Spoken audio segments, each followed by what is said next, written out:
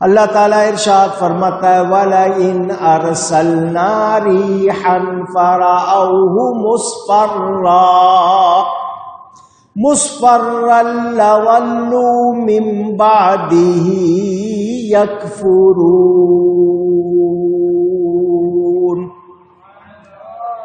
اور اگر ہم کوئی ہوا بھیجیں جس سے وہ کھیتی کو زرد دیکھیں تو ضرور اس کے بعد ناشکری کرنے لگیں گے۔ انسان کا حال بتایا جا رہا ہے، یہ انسان کیا کرتا ہے اور کیسا ہے۔ مردہ نفس کو وہ کیسے زندہ کرتا ہے؟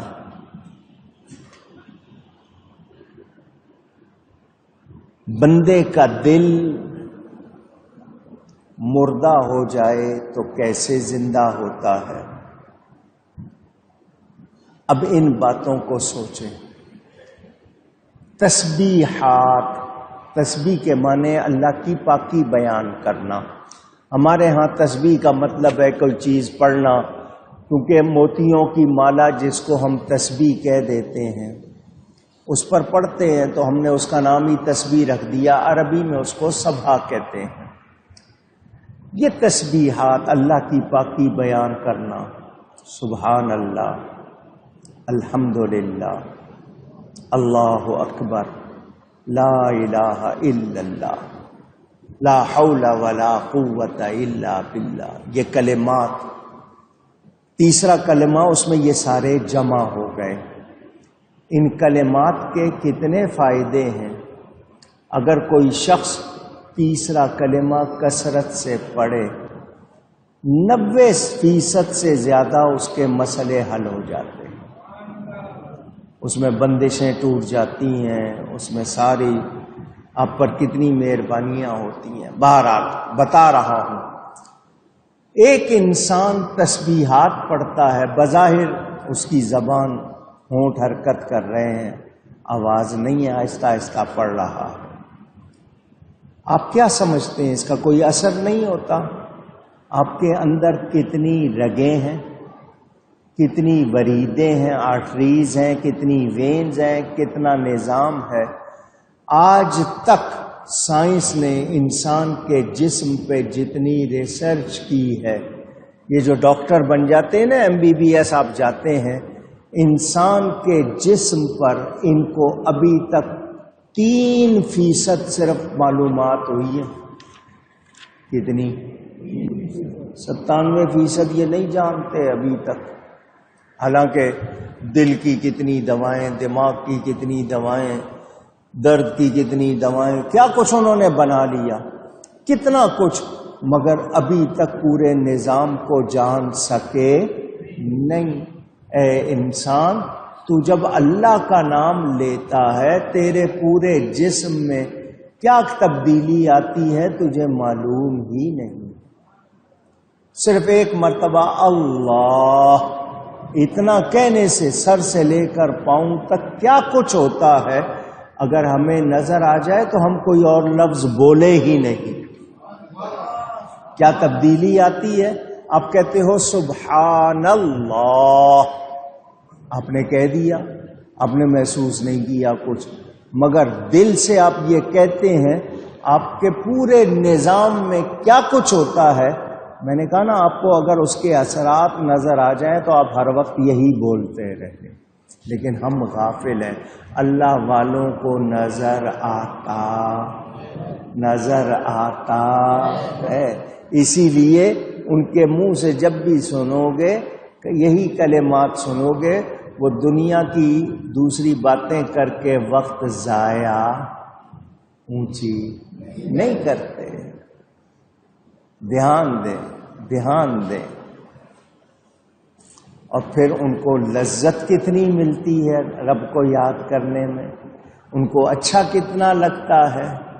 مولانا روم نے فرمایا نا، مجنوں ہر وقت لیلا لیلا لیلا۔ کوئی پوچھتا تھا آج تاریخ کیا ہے تو کہتا تھا لیلا۔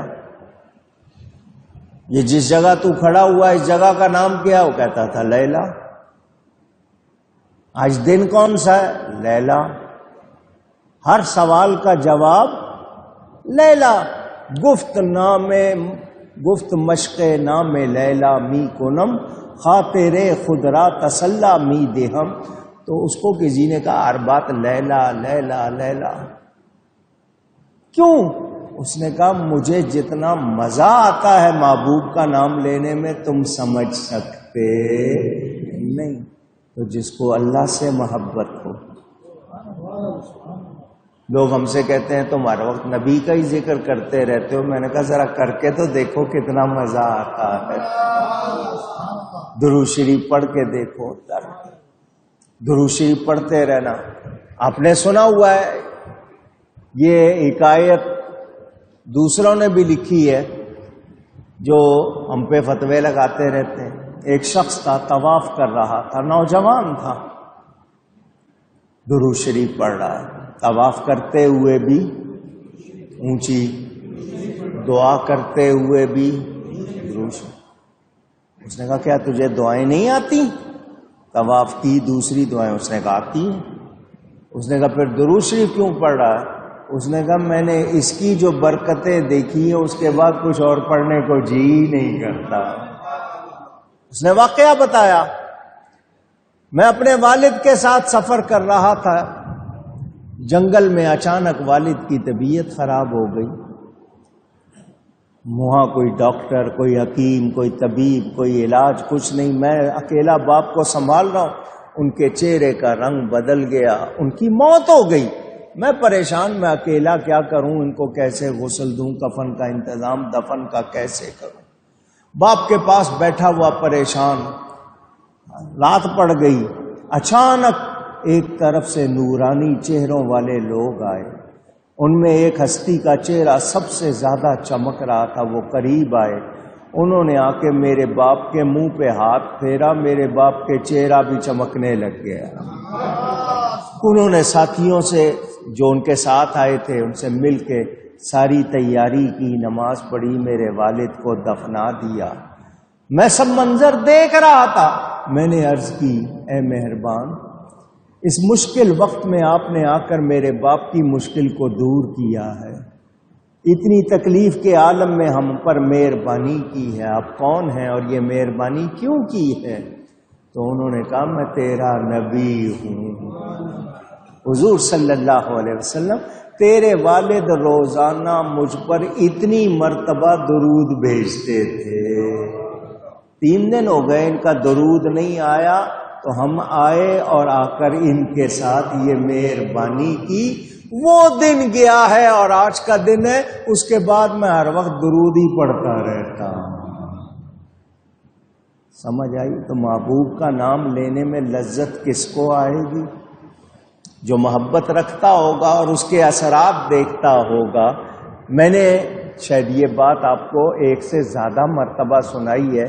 درود شریف کی کتاب ہے، اس کا نام ہے دلائل الخیرات. کیا نام ہے؟ بھلائی کی دلیلیں، نیکیوں کی دلیلیں. دلائل الخیرات امام جزولی کی لکھی ہوئی کتاب ہے. واقعہ کیا ہوا کہ انہوں نے یہ کتاب کیوں لکھی؟ یہ سینکڑوں برس ہو گئے یہ لوگوں کا وظیفہ ہے. روزانہ دلائل الخیرات، ہفتے بھر میں اس کو پورا کرتے ہیں. روز اس کی ایک منزل، کچھ لوگ روز پوری پڑھتے ہیں. یہ درود شریف کی کتاب دنیا بھر میں پڑھی جاتی ہے، دلائل الخیرات. امام جزولی سفر کرتے ہوئے ایک بستی پہنچے. وضو کرنا تھا.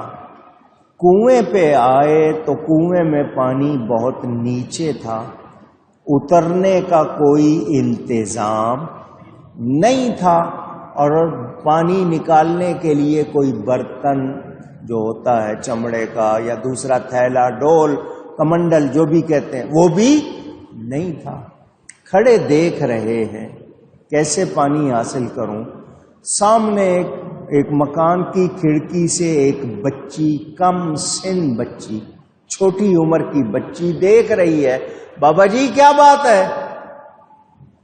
فرمایا پانی بہت نیچے ہے، نکالنے کا کوئی برتن نہیں ہے، میں نے وضو کرنا ہے. اس نے کہا ٹھہرو میں آتی ہوں. یہ رک گئے.